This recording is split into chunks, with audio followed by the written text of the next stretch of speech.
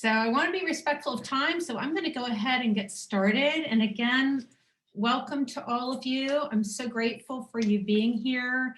And today I'm sharing my healing doll journey, and I'm really excited about today's offering because my dolls, as a group of dolls, don't get to be seen much. They were in a Survivor art show several years ago here in Asheville. And so I got to take them all out in public and have them be seen by other people. And my experience with them is that they have offered me teachings that are universal teachings. So what they've brought to me, I feel, can be useful or beneficial for many people. And that's why I'm really excited about sharing the message that they've brought through. So if you're just coming on, I'm going to ask that you make sure you're muted. And looking at people's screens, it looks like you are muted. And I am going to shift over and share my screen because this is a lot of visual presentation, and I want to have you have the opportunity to see the dolls.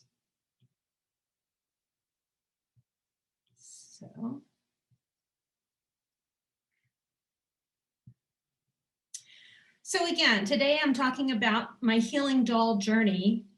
And by virtue of the fact that I'm talking about a healing doll journey, you can all assume then that I have had some healing to do.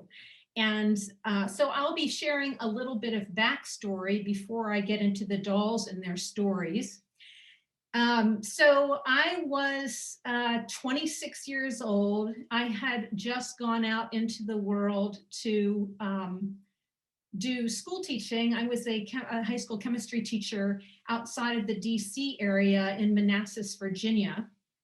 And I was on my first summer break after teaching and out riding my bicycle, I was an avid cyclist. And so during that trip, I was on a gravel road that was unfamiliar with me. And there was a man who stopped to ask me for directions. And there I was violently beaten. I was pulled into the forest and raped. And as you might imagine, there was quite a bit of healing to do after this. And for me, I was a scientist. I was very left-brained, and I would have preferred to have gone to the doctor and gotten the prescription and found my place of normal again. But as we all know, that when some sort of trauma hits or something like that, there's not a going back, there's a going through. And I had to learn that over a long period of time. And so what happened for me was that I began on this healing quest. And over the next 14 years, I devoted myself to finding my place of wholeness. And over that period of time, I was trained in and/or received treatment in over 70 different alternative healing modalities. I will say that likely all of them helped me in some way. Either the practitioner offered me some piece of helpful information, or I got a good teaching, or I received healing to some extent. The way that the trauma impacted me was that I had a lot of pain in my pelvis and hips. About 9 months after the rape, I began having difficulty walking. And that was something that progressed over time and worsened, so that eventually it was very difficult for me to move and to walk.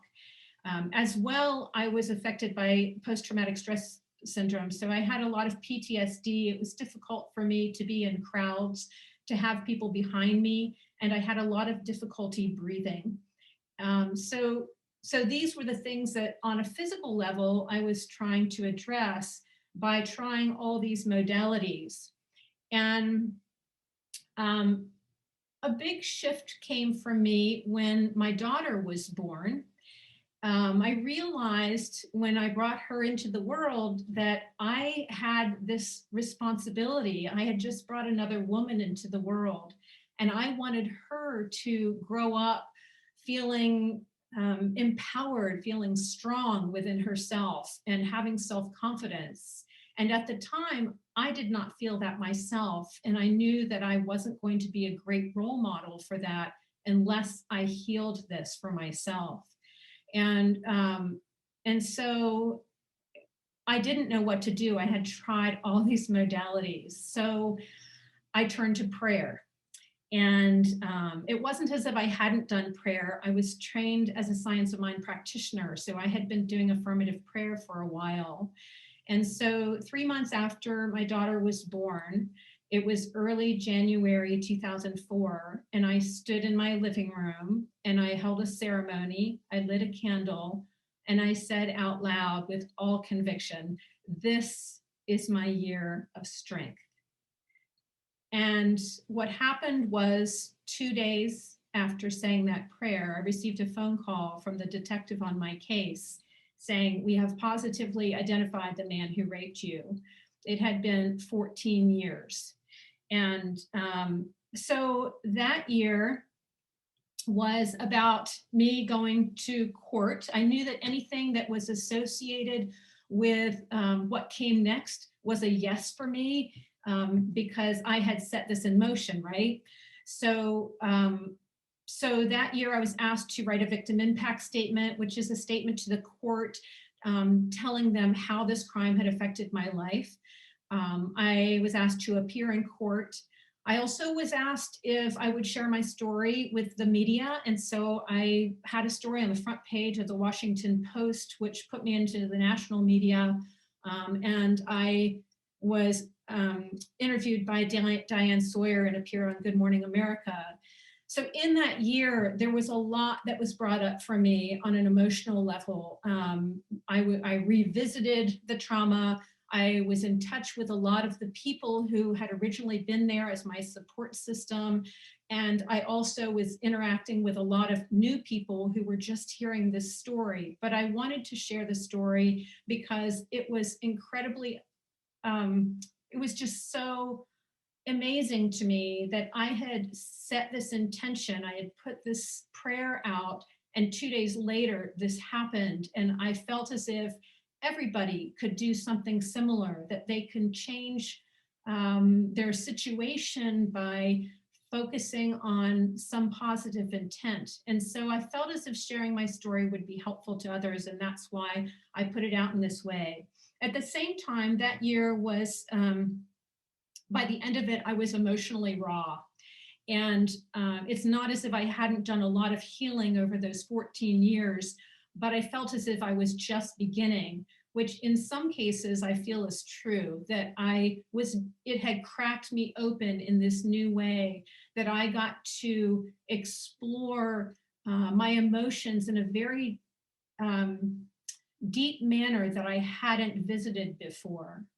And so I was looking for ways to get in touch with that emotional realm. It was my strategy to enter any sort of counseling or therapies and have it be fun and nurturing rather than difficult and daunting. And so I decided that since I had set this intention and I had had this amazing result of having something that was that needed settled, I decided to start doing more of this intentional prayer. And I put it out there that I wanted my healing to be fun. I knew I needed to address some emotional pieces. And I had always loved dolls. And by the way, all the artwork here is my artwork.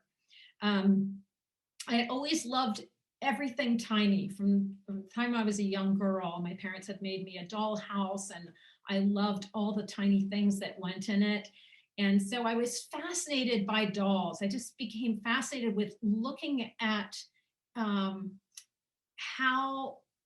they expressed emotions, whether it was in their facial expression or the way they held their body, whatever it was, there was something about dolls that really spoke to me. And in my fascination with dolls, I was searching the internet and I came across Barb Kobe, who is now the author of The Healing Doll Way. And she had a 1-year class, which I could participate in. And I know several of you are coming from her network. And I talked with her on the phone and I was immediately drawn in, and I knew that this was the way that I needed to go. I had tried journaling, but I needed 3 dimensions at the time. Journaling had always worked for me up until this point. And I tried clay work, that didn't work for me so well, but dolls were the thing for me. And so I stepped into Barb's Healing Way circle for that year. And I had also been sitting with a Cherokee medicine man for 6 years on a weekly basis. I would drive an hour's drive north of Asheville, and I would sit with this teacher, and then I would drive home. And I learned about this symbol, the medicine wheel, which in indigenous cultures is a symbol that's used for, among other things, the process of transformation. And so the doll making in combination with this symbol, and I know that Barb kind of went into this medicine doll way and introduced somewhat of a medicine wheel, and I kind of altered it for my own use so that I had defined in the directions part of what Barb offered as far as the doll of each direction, and also what I knew about the symbols in each of those directions. So this is my doll healing medicine wheel that I utilize for my healing. And for me, I stepped into the process in the East, because for me, East is where the sun rises. It's a place of new beginnings. It's the place where we take a new breath, that we become present in the moment, that we ask for guidance in the journey forward. And this was the place to connect with a divine mother or a guardian to watch over my process of healing through using this medicine wheel and doll making. Now, the way that I did this process was that I called in the dolls. And by that, I mean, I would go into meditation or visioning, and I would ask to be shown what this doll of the East, for example, would look like. What colors did it have within it? What textures? What was its face like? What were some of the defining features? How did it hold its body? And then I would do my best to recreate in 3 dimensions what I was seeing in my mind's eye. So in the East, I brought in the guardian, and this is my doll of the East. She's made of fiber and polymer clay with some jacquard metallic paint. And she was the one who oversaw my entire process, and she still hangs in my creative studio and watches over me. When I made a doll, I would then journal with it. And the way I journaled with it was the way that Barb taught in her classes, which is to use a dominant, non-dominant approach. I would, with my dominant hand, write questions to the doll, and then I would answer with my non-dominant hand.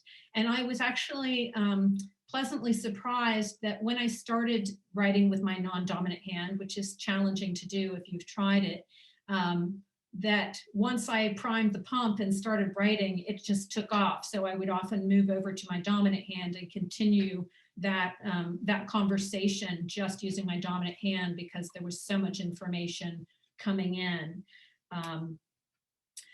So as I left the East, of course, I'm moving to the south of the medicine wheel. And the south is the place associated with the summertime season.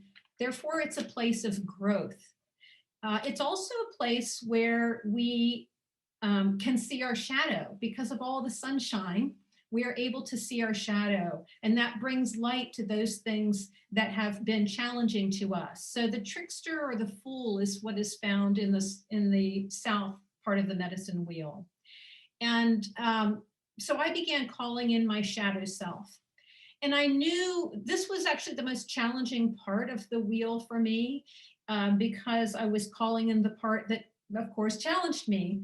And So at first, what came in for me was just some words and kind of a bare bones structure of what I knew about my shadow piece.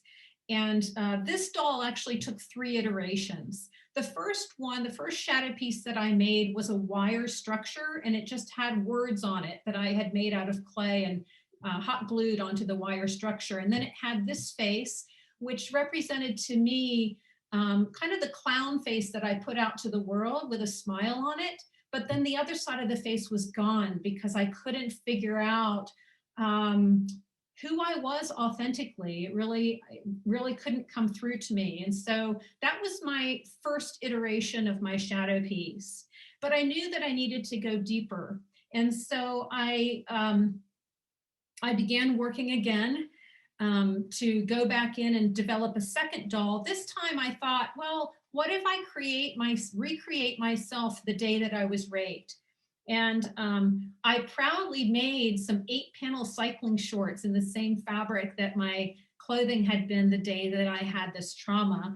And I dressed the doll up just like you see it here. And then I couldn't continue. I was going to embellish it in the places that I had been wounded, and I just couldn't do it. It was too traumatic for me to dive in that deeply. It was so emotionally raw, I just couldn't do it. So I left it. This doll still remains just like that. And I let it sit for a while. I needed to take a break with it.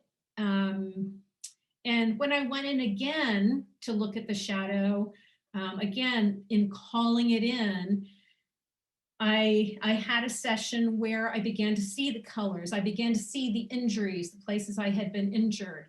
And I was able to connect with it on a different level so that I was able to create what I felt was the core of my woundedness. And this is the doll that I brought in, my shadow. Her name is Fear. Her legs are a puddle on the ground because I couldn't move after that. And of course, I have the wounds indicated on the fabric with this amazing batik fabric that I did not make. It was just like that, but I cut it out so that it would represent the places that I had been most harmed. So after this, this was a very deep emotional process. It probably took me 6 or 7 months, I'm thinking, to go through this portion of the medicine wheel. And after this, I expected to move on to the West, but I couldn't. I was exhausted. And I wanted to still make dolls, but I needed to be light with it. And so I just started making pattern dolls, and I made everything that was a fairy or a winged one or an elf, and I just made it fun. So these are pattern dolls that I didn't create from my own visioning, but I just needed to have fun with them. And then when I felt ready, I went into the west of the medicine wheel. And the west, of course, is where the sun sets. It's a place of letting go. It's a place where we create a void so that we have the ability, like the womb, to fill it with our creative energy and to pull something else in new. It's also where we can have compassion with our wounded self. And for me, it was very challenging to know what self-compassion looked like. I knew how to have compassion with other people, or I thought I did, but I hadn't truly felt compassion for myself. And a very interesting thing happened that taught me about compassion for myself. And that was I learned a story about another woman who had been raped by the same man the day before me. And learning about her story, I had so much deep compassion for her, and then suddenly realized that she was me, I was her.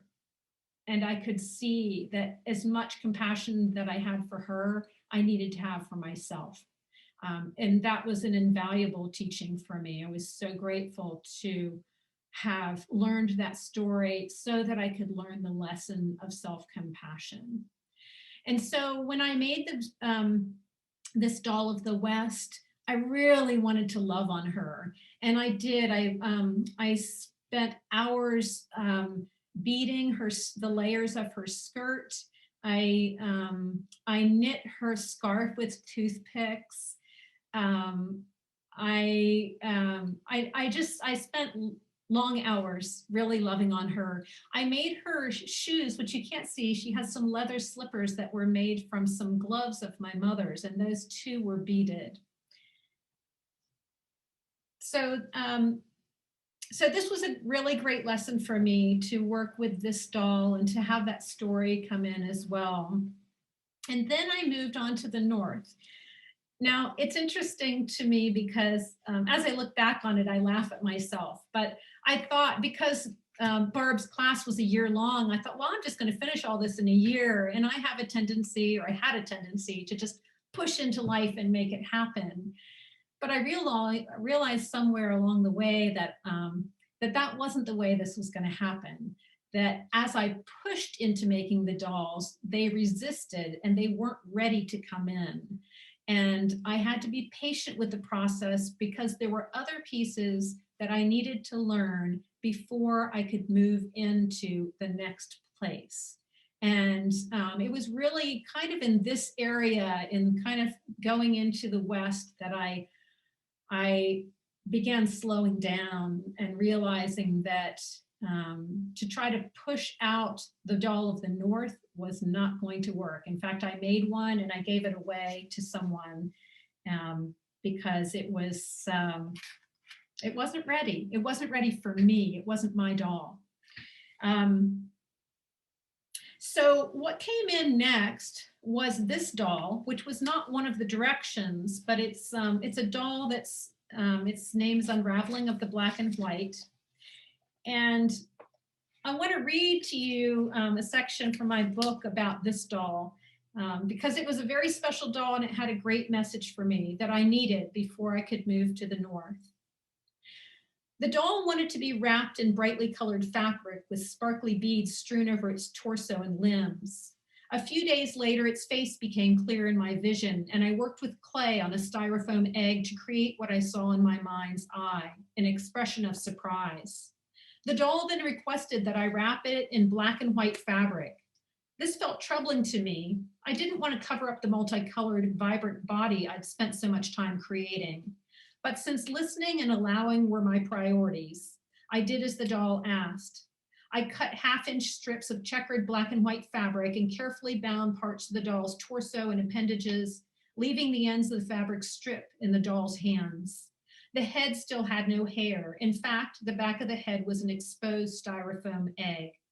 The doll then told me it was complete, and its name was Unraveling of the Black and White. I felt resistance, wanting to remove the black and white fabric to reveal the underlying radiance originally requested, to finish the head with a proper hairdo. When I journaled with it, Unraveling revealed a message I've remembered for years. The present moment holds our completeness. There are always layers to peel away, parts we'd like to change or embellish.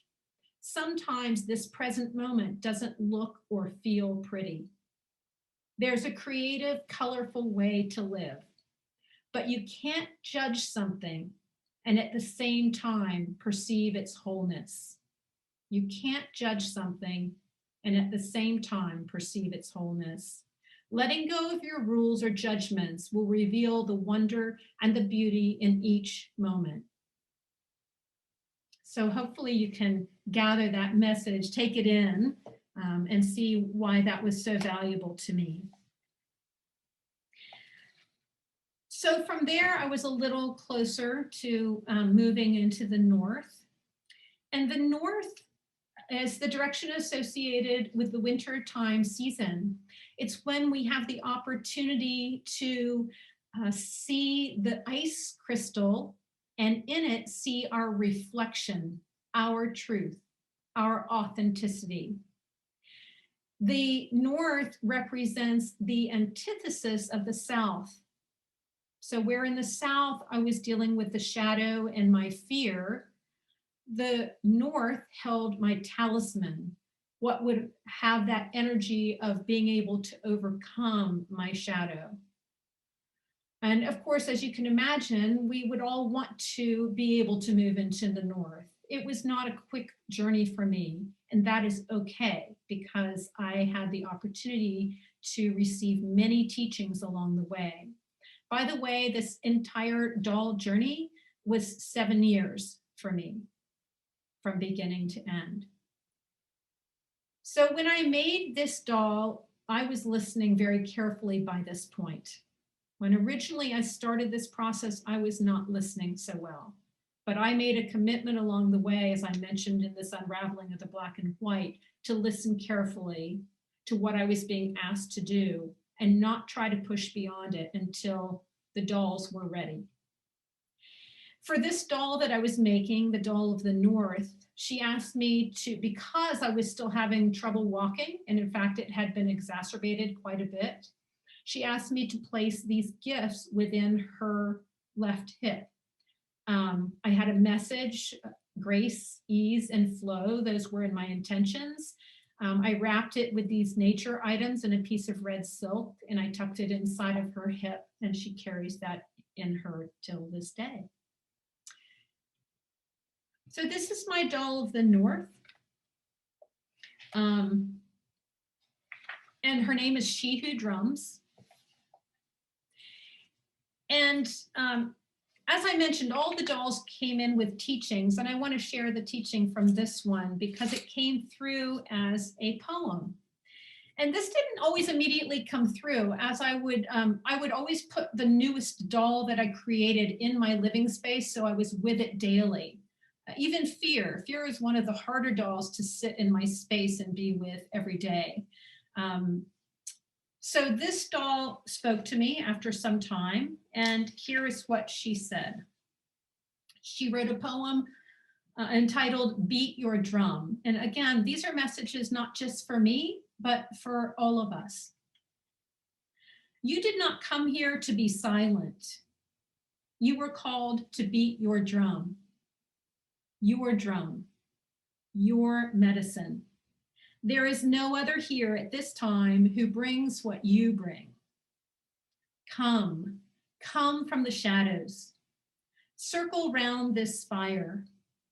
Weave your blanket among us and sing your song. Pound your feet upon the earth. Be witnessed. It is your drum the people await. Your drum that completes us. Your drum inspires the dream, heals the wound, transforms the moment. This moment, now. You did not come here to be silent. It is time to beat your drum. Aho.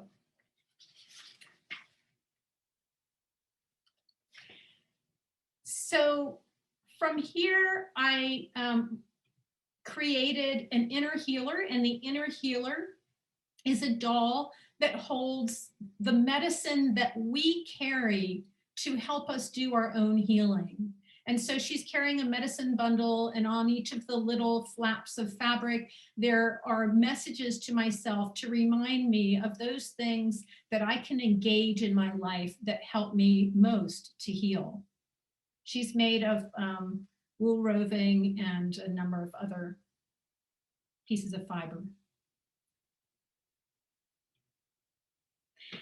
Now, as I mentioned, I was still not walking well. In fact, I was having quite a difficult time walking at this point.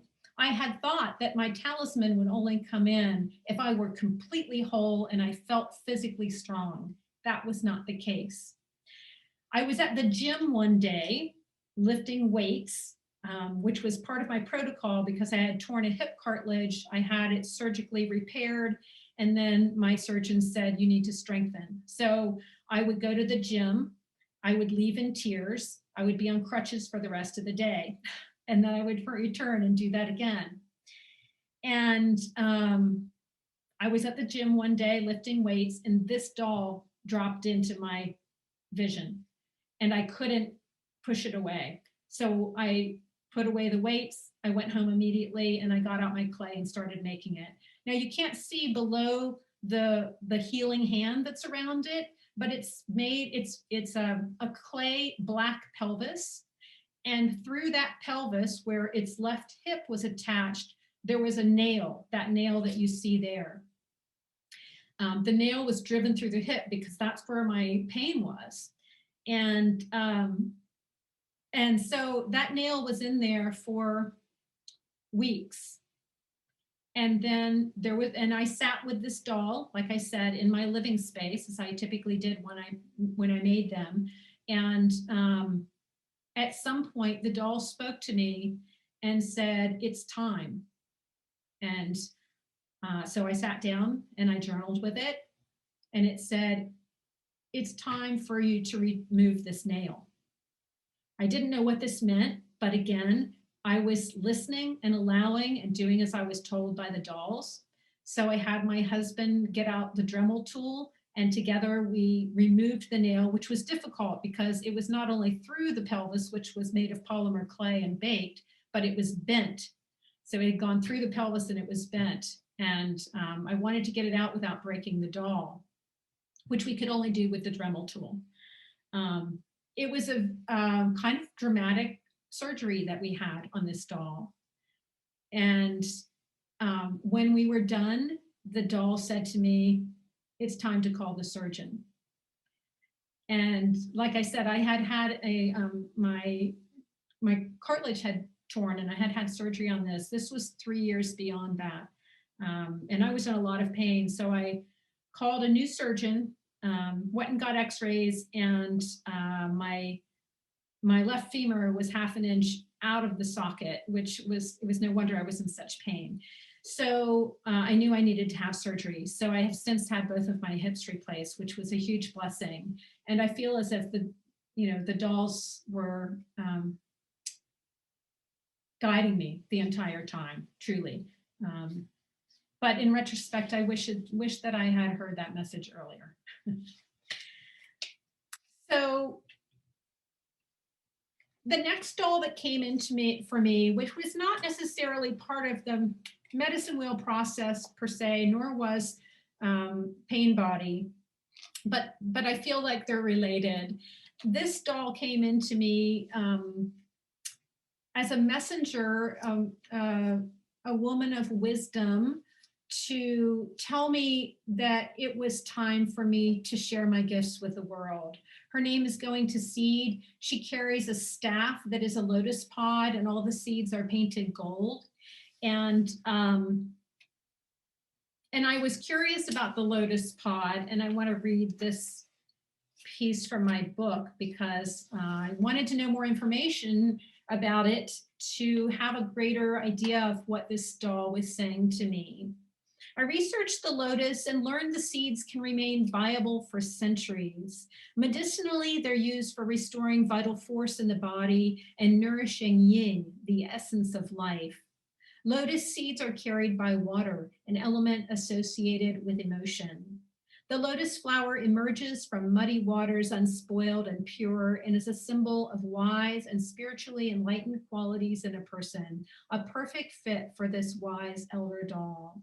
And the message I really felt she was trying to get across to me is it's time to stop tucking away and to put your gifts out to the world. And this is part of what I'm doing now is devoting myself to service this year and sharing the things that have been so helpful to me along my journey in hopes that somebody else will take those seeds and plant them and be able to benefit from them. I'm still making dolls, though they're quite different now. This is Groon, and these are little people that I meet in the forest. I make little doors for the trees in the forest, and a number of nature spirits have come in to speak to me, and so I do my best to recreate what they look like. This is Roan. I'm writing a book right now it's for children of all ages, and it's about the little people of the forest in Bent Creek, and it's a book of poetry, and it has, I'm making watercolor paintings of some of these images. And this is a flower fairy who's in the works. And I'll take questions in a moment, but I do want to share, and here's a plug for my book. If you're interested in knowing more about my journey and about the dolls, I write about it in this memoir, If Your Belief in Miracles. It's available. You can get it through my website, or you can get it wherever books are sold, Amazon, Barnes and Noble, or your local indie bookstore. So I wanted to take a few moments and just see if anyone has questions. I am happy to answer a few things. And you're welcome to unmute yourself so that we can hear each other. Anna, I have a question. Yeah. I love your dolls, especially the doll of the West was just stunning. I love her. So I want to ask you, you kind of were going through these dolls it was therapeutic for you to make the dolls. Do they still, like the dolls of the past, do they still talk to you? Do you receive messages from them, or do you ever feel a need to change anything about them? I'm mainly working with the ones that come in, the current ones. However, there are certain dolls that I will be called to put out into my living space that will have a message for me. Some of them have been transformed. I had a doll that I was working on when I was going through these surgeries, and she hung on my wall actually, and she looked very pregnant, and eventually I was asked to dismantle her and use parts of her for other dolls. So I do still listen to what those original dolls want. The ones I showed you, mainly the ones that I've shown you, I feel are pretty set in stone, but nothing's set in stone, right? I mean, it's all moment to moment is how my experience goes. But yes, there are things that have changed, and there are dolls that still speak to me. They're so powerful. Thank you. Thank you for sharing. Yeah, happy to share. Anyone else? And feel free to just speak up. I am trying to watch the chat and the hands up or whatever, but it's easier for me to not focus on too many things at once. Yeah, Leslie? Oh, I'm sorry. Go ahead, Leslie. Oh, yeah.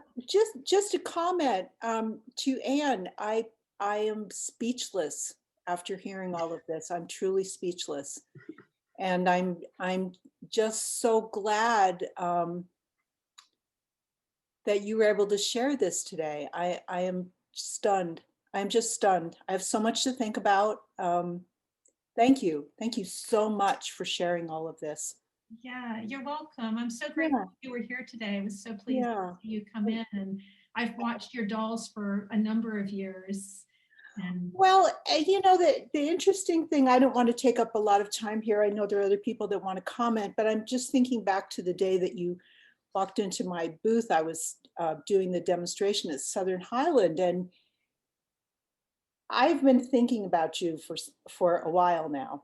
And the conclusion that I've come to is that the reason that my dolls don't sell is because they're really about me and my journey.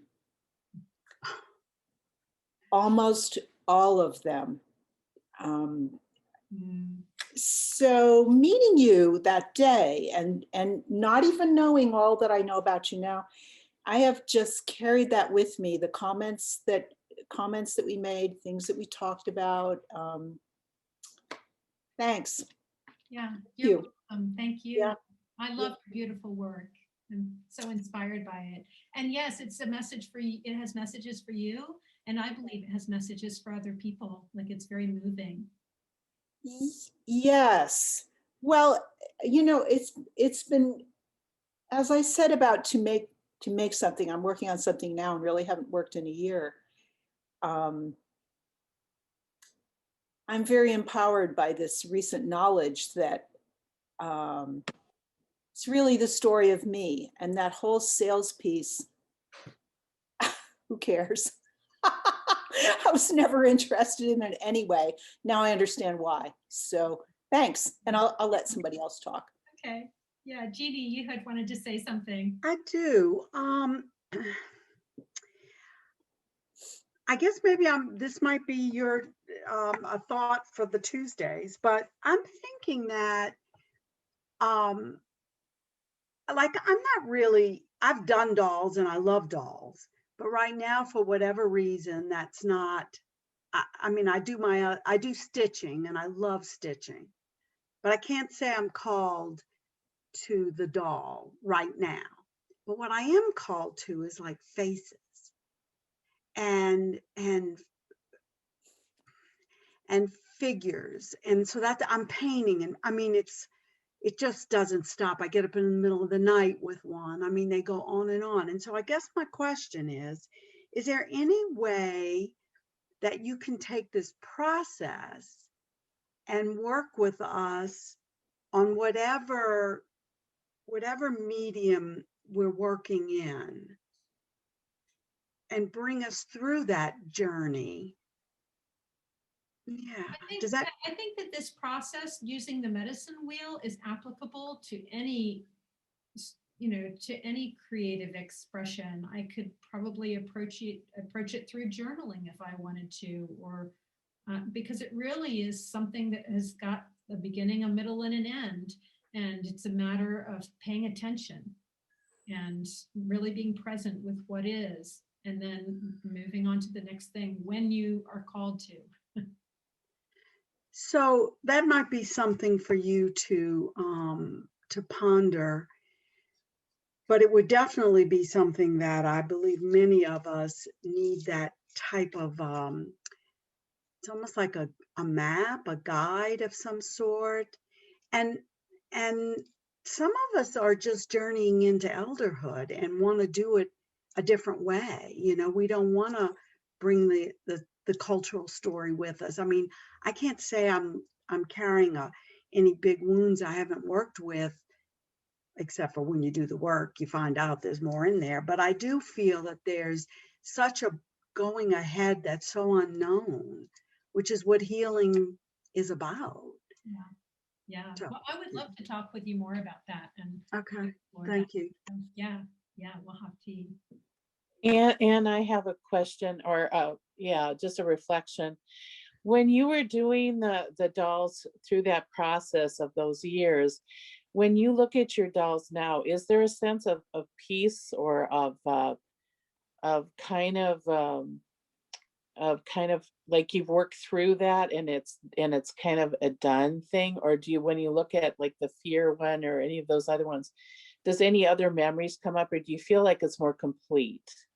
I feel complete. Now, will say that at the beginning, when I had fear sitting around, I despised her. I did not want her to Yeah, face. She was uncomfortable to look at. I didn't want to be around her, but I forced myself to keep the dolls in the forefront because that's what I was working with. And I came to adore her because she yeah, had provided me so much. And so these are my teachers.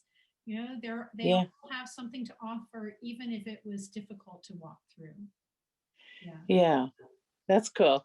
yeah, yeah. But and I love my dolls, and I want to share them because I feel as if they have such valuable messages for all of us. Still, Yes.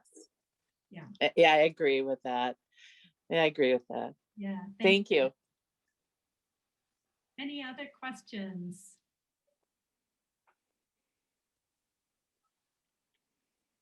Hi, Anne. Hi. Yes. Hi, Nikki from the UK. I work in a pain clinic with patients all the time in chronic pain. And I so admire your work and your story. And I just wonder right now, what methods do you use with your pain? You've had 2 hip replacements, and with my knowledge of orthopedics, that's going to ache from time to time. Do you still turn to the healing dolls, or do you have other methods? I'm grateful to say that I have no pain Oh, at this that's point. good. Yes. However, I shattered my femur last June, and I read that. Yeah. yes, and so there was quite a bit of pain with that. I've had my share of pain over the years. I have learned to do a lot of deep breathing. That's been very helpful. And yes, if there's something that comes up that's really eating at me, and usually that's more of an emotional thing than it is a physical thing, then I will make a doll for that piece. I still now use journaling. I use the journaling process. But if there's something that's painful emotionally, it's typically the doll I will turn to. If it's painful physically, then I do my best to listen to what it is my body is trying to say to me, because truly our body is a messenger, and anytime it's screaming out, we need to listen, because there are things that we can resolve just by paying attention and giving attention to the parts of us that are upset.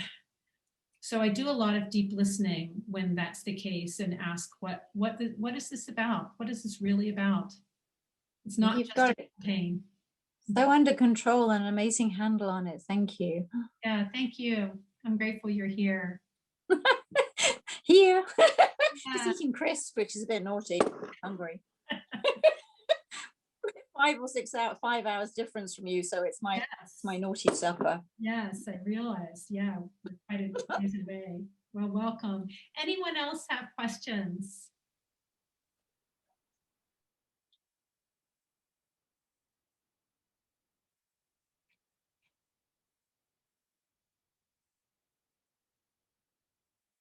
Want to give you a moment. I'll see if there's anything. And if you feel uncomfortable asking out loud, feel free to write something in the chat. I would just say that over the years, I have enjoyed your newsletters. Barb Colby hooked me up with you some time ago, and I remember some of your blogs about these experiences, and I'm so excited that you've written a book, and I'll be looking to get that too. I just appreciate seeing you 3D, so to speak, or Yes. 2D, whatever we are on here. Yes. Well, thank you for being Yes. here. Yes, I recognize your name. Now, do you go by Jerry or No, it's Geraldine. Geraldine? Yep. Okay. Okay. My Well, mom was Geraldine, and I was born on her birthday, and I just needed my own name. I'm half of Geraldine and half of Evelyn. Geraldine. yeah, beautiful. Well, it's great Yeah. to see you. Yeah, thank Thank you you. for being here. Yes. Anyone else who would like to ask a question or get a little information, a little more information?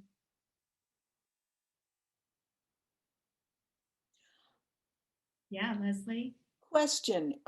I don't know if I heard this right. Did you say that we would be able to refer to this talk again someplace? Yes, you can go to my blog. You can go to my website, Okay. anheck.com. And if you Okay. click on blog, I've been uploading the videos from each week Okay. at that Thanks. website. I need a little more time to digest this information. I was furiously taking notes because I learn and listen through several channels. So I really want to go back and thank you. I wasn't sure if I heard that right. Thanks. Yeah, sure. Yeah, I'll be happy to upload it. And sometimes I announce through my newsletter that it's available too. I'll probably put it in my March newsletter. So Thanks. yeah, thanks. Anyone else?